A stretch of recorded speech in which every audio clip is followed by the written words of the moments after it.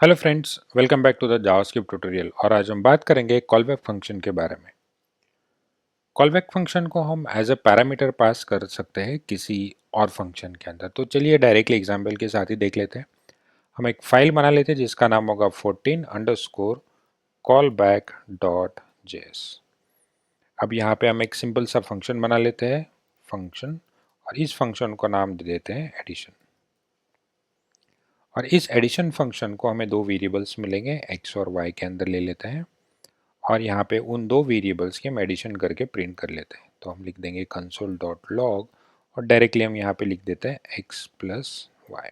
मैं कोई return value use नहीं करूँगा, मैं कन्फ्यूजन बढ़ाना नहीं चाहता हूँ। तो सिंपल सा एक एडिशन फंक्शन है जिसे दो वैल्यू भेजनी है और वो अपना एडिशन करके रिजल्ट प्रिंट कर देगा। तो नॉर्मली हम कैसे लिखते हैं, एडिशन, और यहाँ पे ऐसे आप लोग दो वैल्यू पास कर दोगे, सपोज 5 एंड 6, तो आपका रिजल्ट आ जाएगा। तो इस फाइल को हम रन करके देखते हैं। तो आप लिखोगे नोड, आपकी फाइल का नाम that is 14 underscore callback dot JS. तो आपको आउटपुट आ गया 11। सो ये सही तरीके से काम करा। अब हमें क्या करना है, ऐसे और भी फंक्शन बनाने पड़ेंगे आगे चल के, डिवीजन, मल्टीप्लिकेशन, हमारे टास्क अलग अलग फंक्शन में हम डिवाइड कर देंगे।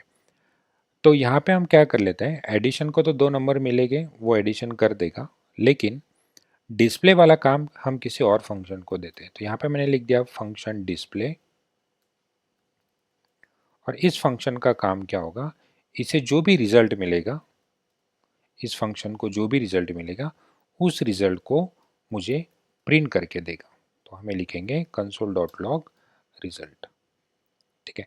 तो अभी हमारे पास दो फंक्शन है, एक फंक्शन के अंदर हम एडिशन करने वाले हैं और एक फंक्शन के अंदर हम लोग एडिशन एक्चुअल में प्रिंट करने वाले हैं।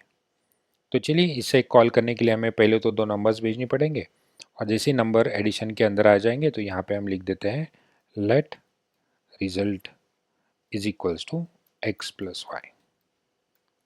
तो यहाँ से एडिशन हो गई। अब जैसे एडिशन होने के बाद हमें जो रिजल्ट मिलेगा उस रिजल्ट को डिस्प्ले को पास करना पड़ेगा। तो हम लिखेंगे डिस्प्ले और यहाँ पे हम लिख देंगे रिजल्ट। अगर आप इसे रन करते हो तो फिर भी आपको आउटपुट मिलेगा 11।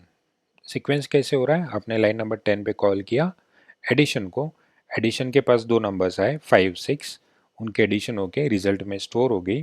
और लाइन नंबर 8 पे आपने डिस्प्ले को कॉल किया, फिर उसे एक वैल्यू पास कर दी दैट इज़ 11।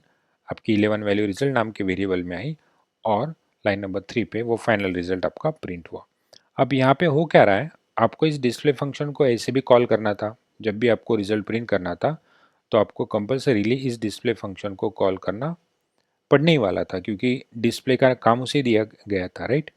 अब मान लो मुझे यहाँ पे और एक फंक्शन मिलेगा, suppose function multiplication, right.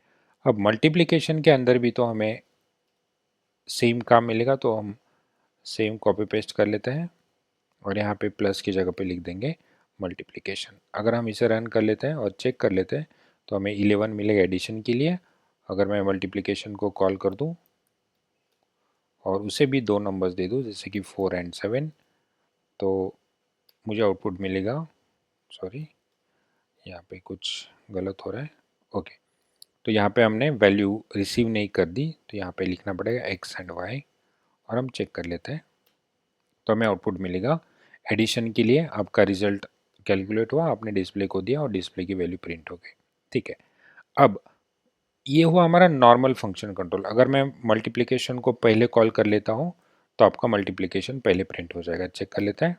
Okay, तो पहले 28 आ रहा है, बाद में 11। यहाँ पे हमने कॉल बैक यूज़ नहीं किया है, तो कॉल बैक यूज़ करते कैसे, तो देखिए अल्टीमेटली हमें डिस्प्ले फंक्शन लगने ही वाला है। तो हम पहले हमारा काम करेंगे, मतलब ये वाला एडिशन करेंगे या फिर मल्टीप्लिकेशन करेंगे, उसके बाद कंपलसरीली हमें एक डिस्प्ले फंक्शन को कॉल करना ही था। ओके, तो चलिए हम इसे थोड़ा सिंप्लीफाइड बना लेते हैं। अभी के लिए तो मैं मल्टीप्लिकेशन को हटा देता हूँ और डिस्प्ले और एडिशन को ही हमारे पास रखता हूँ। तो यहाँ से आपने एडिशन को कॉल कर दिया, दो वैल्यू भेजी। अब इसके बाद जो काम करना है, आप कॉल करोगे डिस्प्ले को। ओके, तो आपने यहाँ लिख दिया डिस्प्ले। अब यहाँ पे आपने राउंड ब्रैकेट्स लिख दिया, तो क्या होगा हम चेक कर लेते हैं। तो मैं यहाँ पे कुछ एक मैसेज लिख देता हूँ आपको समझने के लिए, रिजल्ट इज इक्वल्स टू, और फिर हम चेक कर लेते हैं। तो यहाँ पे देखिए, तो पहले डायरेक्टली प्रिंट हो रहा है रिजल्ट इज अनडिफाइंड, उसके बाद आपका रिजल्ट प्रिंट हुआ 11। इसका मतलब है जैसे ही आपने एडिशन फंक्शन को कॉल हुआ 5 6 वैल्यू तो एक्स वाई में चली गई, लेकिन लाइन नंबर 7 एग्जीक्यूट होने से पहले और डिस्प्ले फंक्शन कॉल होने से पहले इसने खुद डिस्प्ले फंक्शन को कॉल कर लिया और यहाँ पे आपकी ये लाइन प्रिंट हो गई रिजल्ट इज अनडिफाइंड, क्योंकि तब तक रिजल्ट कैलकुलेट नहीं हुआ था। फिर उसके बाद ये रिजल्ट कैलकुलेट हो गए हैं और फिर आपका डिस्प्ले फंक्शन कॉल होने के बाद आपको फाइनल रिजल्ट मिला, दैट इज 11।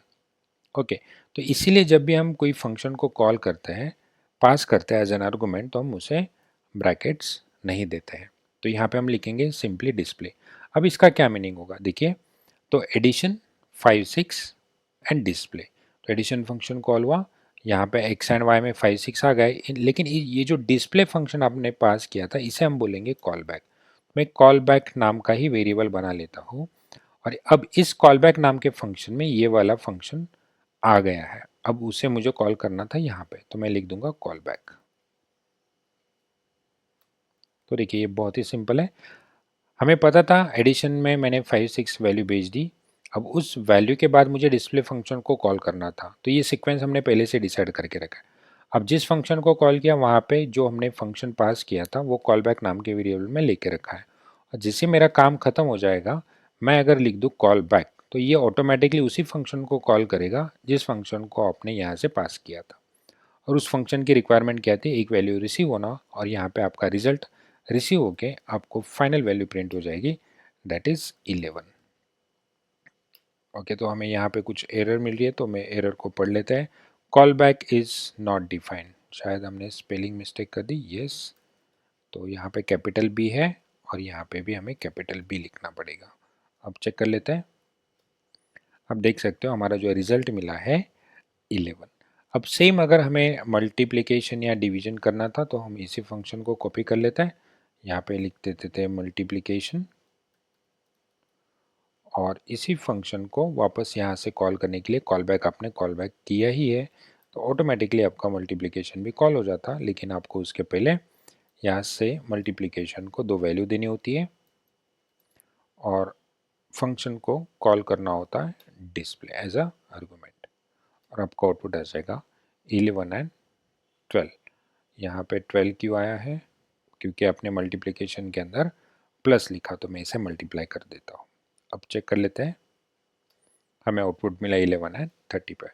तो सिंपली कॉल बैक मतलब क्या है, आप किसी फंक्शन को पहले से ही कॉल करके रखोगे यहाँ पे, और जैसे ही वो अपने फंक्शन का, जैसे कि मल्टीप्लिकेशन का जो काम था वो खत्म होने के बाद आप उस कॉल बैक को कॉल कर सकते हो। तो आपको सीक्वेंस याद रखने की ज़रूरत नहीं, तो जनरली अपना काम खत्म होने के बाद हमें पता ही होता है कि उस वैल्यू के साथ या फिर आगे वाला काम क्या डिसाइडेड है, तो हम उस फंक्शन को कॉल बैक करते हैं। अब इसका एक एग्जाम्पल है सेट टाइम आउट और सेट इंटरवल। तो उसे देखने के लिए हम यहाँ से इस कोड को हटा देते हैं और एक सिंपल सा फंक्शन बना लेते हैं, फंक्शन डिस्प्ले, और यहाँ पे हम एक मैसेज दे देते हैं हेलो। अब यहाँ पे एक सेट टाइम आउट नाम का एक फंक्शन है, टी कैपिटल ओ कैपिटल। अब यहाँ पे हमें 2 पैरामीटर पास करने होते हैं, पहला होता है आपका कॉल बैक, तो कॉल बैक में आपको कॉल करना है डिस्प्ले, और दूसरा पैरामीटर होता है आपका टाइम। तो अगर मैं यहाँ पे लिख दूँ 3000, दैट इज मिली सेकेंड के अंदर आपको टाइम देना होता है, 3000 मिली सेकेंड्स मतलब 3 सेकेंड्स। तो इसका मतलब है आपका डिस्प्ले फंक्शन कॉल हो जाएगा लेकिन 3000 मिली सेकेंड्स के बाद। तो अगर हम इसे रन करके चेक कर लेते हैं तो 3 सेकेंड के बाद आपका आउटपुट आ जाएगा हेलो। तो ये एक असिंक्रोनस फंक्शन कॉलिंग है जहाँ पे कॉल बैक का यूज़ किया जाता है। अब देखिए अगर मैं इसके ऊपर लिख दूँ लॉग और यहाँ पे मैं लिख दूँ स्टार्टिंग लाइन और इसे मैं लिख दूँ यहाँ पे एज अ एंडिंग लाइन,